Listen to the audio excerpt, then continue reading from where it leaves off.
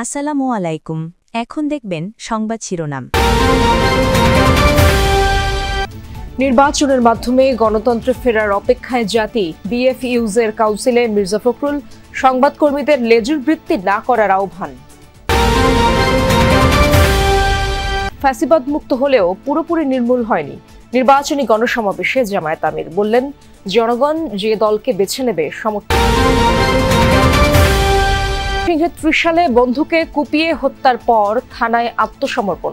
ব্রাহ্মণবাড়িয়ার কান্দিপাড়ায় গভীর রাতে দুর্বৃত্তের। সমাজবিজ্ঞানের শিক্ষক পড়ান উদ্ভিদ বিজ্ঞান, ইংরেজি শিক্ষক রসায়ন। যশোরের মাহিদিয়া মাদ্রাসা যেন আয়নাবাজির কারখানা। এতক্ষণ দেখছিলেন সংবাদ শিরোনাম, এখন দেখবেন বিস্তারিত। গোটা জাতি নির্বাচনের মধ্য দিয়ে গণতন্ত্রে ফিরে যাওয়ার অপেক্ষা করছে, এমন মন্তব্য করলেন বিএনপির মহাসচিব মির্জা ফখরুল ইসলাম আলমগীর। প্রেস ক্লাবে বাংলাদেশ ফেডারেল সাংবাদিক ইউনিয়নের বার্ষিক কাউন্সিলে তিনি সংবাদকর্মীদের কোন দলের লেজুরভিত্তিক না করে অধিকার প্রতিষ্ঠায় কাজ করার আহ্বান জানান। বিএফইউজের কাউন্সিলে যোগ দিয়েছেন বিভিন্ন রাজনৈতিক দলের নেতৃবৃন্দ। সেখানে মির্জা ফখরুল বলেন, বাংলাদেশ সহ সারা পৃথিবীতে সামাজিক যোগাযোগ মাধ্যম একটি সংকট তৈরি করেছে, যেখানে কোনো দায়বদ্ধতা নেই। নিজস্ব মতামত দিকে নিজ নৈরাজ্য সৃষ্টির চেষ্টা চলছে বলেও জানান তিনি। মব ভায়োলেন্সের মতো ঘটনার কারণে গণতান্ত্রিক যাত্রা বাধাগ্রস্ত হচ্ছে মত মির্জা ফখরুলের। অনুষ্ঠানে জামায়াত ইসলামীর সেক্রেটারি জেনারেল মিয়া গোলাম পরোয়ারকে বলেন, লক্ষ্য স্থির থাকতে পারছেন না সাংবাদিকরা, অনৈতিকতা স্বার্থ রক্ষার কাজে ব্যবহার হচ্ছেন তারা, এমনটাও জানান তিনি।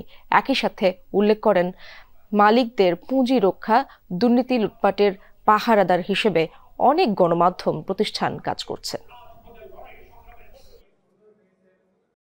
আপনি যদি আপনার অধিকার প্রতিষ্ঠিত করতে চান, চাকরির ক্ষেত্রে বা অন্যান্য ক্ষেত্রে, আপনার ইউনিয়নকে আরো শক্তিশালী হতে হবে, আপনাদেরকে শক্তি দাঁড়াতে হবে। কোনো দলের লেজুবৃত্তি না করে আপনাদেরকে দাঁড়াতে, তাহলেই দেখবেন যে আপনার অধিকারটাকে আপনি আদায় করতে পারবেন। অর্থাৎ সত্যিকার অর্থে ইউনিয়নের দায়িত্বটা আপনাকে দায়িত্বশীলতার সঙ্গে পালন করতে হবে। অর্থনীতি এবং দুর্নীতি লুটপাটের পাহারাদার হিসেবে অনেক কর্পোরেট হাউস গড়ে উঠেছে, মিডিয়াকে তারা সেই সাথে ব্যবহার করছে। অথচ আমাদের সাংবাদিকতা পেশার মূল কথা ছিল সমস্ত সত্য সংবাদকে পরিবেশন করা, সাদাকে সাদা বলা, কালোকে কালো বলা। আগামী সংসদ নির্বাচনে জনগণ যে দলকেই বেছে নেবে তাদেরকে সমর্থন দেবে জামায়াত, কথা বলেছেন দলটির আমির ডক্টর শফিকুর রহমান। রাজধানীর ভাসানটেক বিআরপি মাঠে ঢাকা 17 আসনের ছাত্র, যুব ও নাগরিক গণসমাবেশে জামায়াত আমির বলেন, ফ্যাসিবাদের পতন হলেও এখনো পুরোপুরি নির্মূল হয়নি, ফ্যাসিবাদের কিছু লক্ষণ এখনো রয়েছে।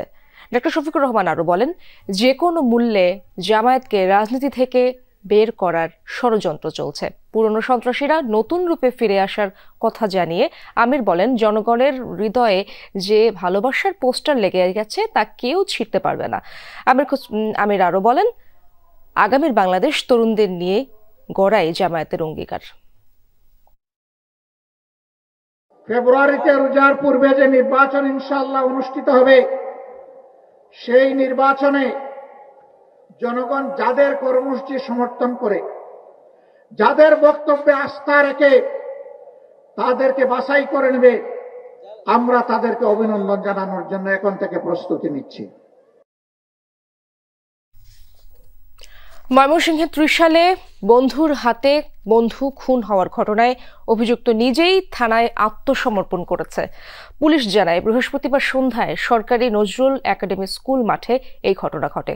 গতকাল কথা কাটাকাটির এক পর্যায়ে চাইনিজ কুড়াল দিয়ে ফাহিমকে আঘাত করে অনেক। এতে গুরুতর আহত ফাহিম ঘটনাস্থলে প্রাণ হারায়। ফাহিম ত্রিশালের ফাতেমা বেগম ও রেজাউল ইসলামের সন্তান। তিনি মালয়েশিয়া সিটি ইউনিভার্সিটিতে লেখাপড়া করেন। বিশ্ববিদ্যালয় বন্ধ থাকায় প্রায় 4 মাস দেশে অবস্থান করছিলেন তিনি। এদিকে অভিযুক্ত অনেক ত্রিশালের জহিরুল মণ্ডলের ছেলে। পুলিশ জানিয়েছে, হত্যাকাণ্ডের ঘটনায় এখনো কেউ আটক হয়নি। ব্রাহ্মণবাড়িয়া শহরে কান্দিপাড়া এলাকায় একজনকে হত্যা ও 3 গুলিবিদ্ধের ঘটনায় এখনো কোনো মামলা হয়নি, কাউকে আটকও করতে পারেনি পুলিশ। বৃহস্পতিবার সন্ধ্যায় প্রতিপক্ষের এলোপাতাড়ি গুলিতে 3 জন আহত হওয়ার পর মধ্যরাতে সাদ্দাম নামে এক যুবককে গুলি করে হত্যা করা হয়। পরিবারের অভিযোগ, প্রতিপক্ষকে ফাঁসাতে সাদ্দামকে হত্যা করেছে জেলা স্বেচ্ছাসেবক দলের আহ্বায়ক দেলোয়ার হোসেন দিলীপ। তবে অভিযোগ অস্বীকার করেছেন দিলীপ। পরিবারের একমাত্র উপার্জনক্ষম সদস্য ছিলেন সাদ্দাম হোসেন। তার মৃত্যুতে দিশেহারা হয়ে পড়েছে পুরো পরিবার। বৃহস্পতিবার মধ্যরাতে ব্রাহ্মণবাড়িয়ার কান্দিপাড়া এলাকায় সাদ্দামকে গুলি করে হত্যা করা হয়। স্বজনরা জানায়, মৎস্য ব্যবসায়ী সাদ্দাম হোসেন ব্রাহ্মণবাড়িয়া জেলা স্বেচ্ছাসেবক দলের আহ্বায়ক দেলোয়ার হোসেন দিলীপের অনুসারী ছিলেন। আধিপত্য বিস্তার নিয়ে এলাকায় শাকিল শিকদার গ্রুপ ও দিলীপ গ্রুপের মধ্যে বিরোধ চলছে। প্রতিপক্ষকে ফাঁসাতেই বাড়ি থেকে ডেকে নিয়ে সাদ্দামকে হত্যা করেছে দিলীপ ও তার সহযোগীরা, এমন অভিযোগ পরিবারটির। দিলীপ ভাই, তারপর হচ্ছে বাবুল ভাই, আর হচ্ছে পলাশ ভাই, ওরা আয়সা ডাইকা নিয়ে যায়। এমনি আয়সা বলতেছে, ভাবি সাদ্দাম ভাইয়ের উপর তো গুলি লাগছে। আমার সন্দেহ ওরা যখন নিছে ওরাই মারছে। আমার ছেলেটার বাড়ি থেকে ডাইকা নিচ্ছে, এদের সাথে চলে গেছে দিলীপ, এরপর হইলো এই বাবুল আর হইলো পলাশ। স্থানীয়রা জানায়, এর আগে বৃহস্পতিবার সন্ধ্যায় কান্দিপাড়া এলাকায় দিলীপের অনুসারীদের উপর এলোপাতাড়ি গুলি ছোড়ে শাকিল ও তার সহযোগীরা। এতে টুটুল, শিহাব ও সাজু মিয়া নামে 3 জন গুলিবিদ্ধ হন। স্বেচ্ছাসেবক দল নেতা দিলীপের দাবি, শাকিল গ্রুপ মধ্যরাতে ফের হামলা করলে তাদের গুলিতেই প্রাণ হারান সাদ্দাম। দর কয়েছেরাই দমদাম গুলি, 2 জন গুলি শব্দ দৌড় দিছি।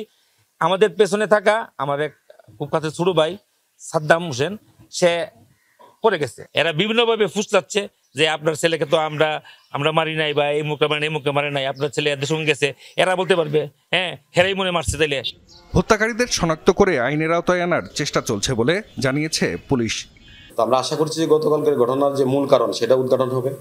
ইতিপূর্বে কী কী বিষয়ে তাদের মধ্যে মতবিরোধ ছিল সেটা উদ্ঘাটন হবে, এবং যে ঘটনা ঘটেছে এটা আসলে প্রকৃত ঘটনা আমরা বের করব, এবং প্রকৃত যারা অপরাধী তাদেরকে আমরা আইনের আওতায়। গোলাগুলি ও হত্যার ঘটনায় থমথমে কান্দিপাড়া এলাকা। পড়েছেন সমাজবিজ্ঞানে, হয়েছেন উদ্ভিদ বিজ্ঞানের শিক্ষক। সমাজকর্মে পড়ে পদার্থবিদ্যা আর ইংরেজিতে পড়ে রসায়ন পড়ান তারা। যশোরের একটি শিক্ষা প্রতিষ্ঠানে সম্ভব হয়েছে এই অসম্ভব। এই প্রতিষ্ঠানের অধ্যক্ষ যেন জালিয়াতির কারখানা, দেখেও যেন অন্ধ মাদ্রাসার শিক্ষা অধিদপ্তরের কর্তারা। কল্পনাকেও হার মানানো এক ঘটনার খোঁজে যমুনার ইনভেস্টিগেশন 360 টিম। যশোর সদরের রুদ্রপুর মাহিদিয়া এলাকা। এখানকার মাহিদিয়া সম্মেলনী আলিম মাদ্রাসা যেন এক রূপকথার রাজ্য, যেখানে শিক্ষক নিজে যে ডিগ্রি নেন না কেন পড়াতে পারেন পদার্থবিজ্ঞান, উদ্ভিদ বিজ্ঞান, রসায়ন সহ নানা বিষয়। এই চেঞ্জটা করলো স্যার। যমুনার অনুসন্ধানে বেরিয়ে আসে সমাজকর্মের ছাত্র মাসুম পারভেজ হয়েছেন পদার্থবিজ্ঞানের শিক্ষক। কিভাবে? আমার ফিজিক্সে দেওয়া হয়েছে, কিন্তু আমি সোশ্যাল সায়েন্স থেকে সমাজকর্মে মানে অনার্স মাস্টার্স কমপ্লিট করে বেরিয়েছিলাম আর কি। পরে অনেক কিছু শুনলাম যে স্যার এ ব্যাপারে আমরা আছি না, সমস্যা নেই, তুমি ক্লাস নিতে থাকো, পরবর্তীতে তোমার পদবি সংশোধন করে দেওয়া হবে।